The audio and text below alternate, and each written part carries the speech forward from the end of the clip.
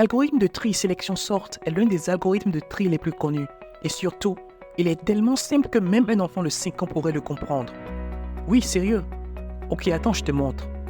Considérons par exemple cette petite liste à trier par ordre croissant. Avant de commencer, on sépare virtuellement la liste en deux parties. Une partie triée et une partie non triée. Donc initialement, la partie triée est vide. L'algorithme fonctionne en 3 étapes simples. Première itération, étape 1. On cherche le minimum de la partie non triée. Étape 2. On échange ce minimum avec le premier élément de la partie non triée. Étape 3. On déplace la frontière de la partie triée vers la droite d'un élément. On répète ces 3 étapes jusqu'à ce que la liste soit totalement triée. Donc, deuxième itération, on cherche encore le minimum de la partie non triée. Le minimum est déjà le premier élément de la partie non triée, donc on ne fait rien. On déplace la frontière de la partie triée vers la droite d'un élément. Troisième itération, on cherche à nouveau le minimum de la partie non triée. On l'échange avec le premier élément de la partie non triée et on déplace la frontière de la partie triée vers la droite d'un élément. Et c'est tout.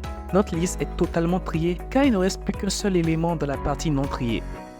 L'algorithme sélection sort est très simple à comprendre et à implémenter, mais il n'est pas très efficace pour des listes de grande taille car sa complexité temporelle est O n carré, avec n le nombre d'éléments de la liste.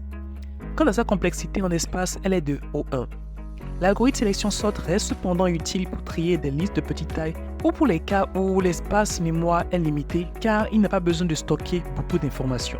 C'était l'algorithme sélection sort en 2 minutes. Si tu as aimé la vidéo, n'oublie pas de liker, de partager et abonne-toi pour plus de contenu court comme celui-ci sur la culture générale pour les devs. Merci d'avoir regardé la vidéo et on se retrouve dans la prochaine.